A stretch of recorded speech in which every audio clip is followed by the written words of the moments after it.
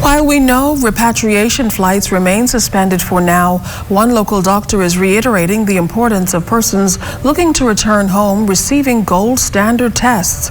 Jiminy DeSwain has more. It was just this Sunday that the nation's Chief and Minister of Health, Prime Minister Dr. the Most Honorable Hubert Minnis, announced an investigation would be carried out on how a COVID-19 positive patient traveled to Grand Bahama almost a week ago on a repatriation flight. Many questions swirled. On Wednesday, health officials confirmed that the male passenger was negative for COVID-19. The experience raising questions again on the validity or reliability of COVID-19 tests. Director of the National HIV, AIDS and Infectious Disease Program, Dr. Nikia Forbes, on the considerations of the COVID-19 test. It must be an approved, validated test, and it should be at an approved, credentialed lab. To my understanding, the initial positive result was needing to be validated to determine if that result was valid.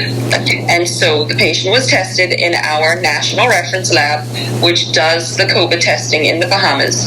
The test result was a PCR test, which looks at actual gene targets, and that came back as negative. So the test was accepted as negative.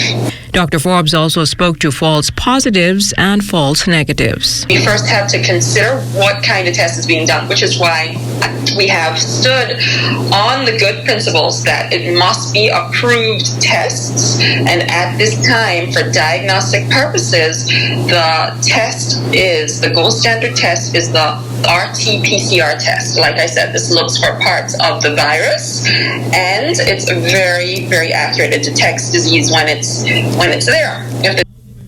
She notes, though, that all tests are not considered equal. Now, there are other tests that are available called antibody tests. We know that we don't use those for diagnostic purposes. Those are the tests in which we usually get results that have not been validated. There can be false positives. For example, a person's had other coronaviruses. There are coronaviruses that cause colds. It can cause false positives, as well as other general medical problems. So that is the concern, and the principle is that you have to use a validated test from an accredited lab.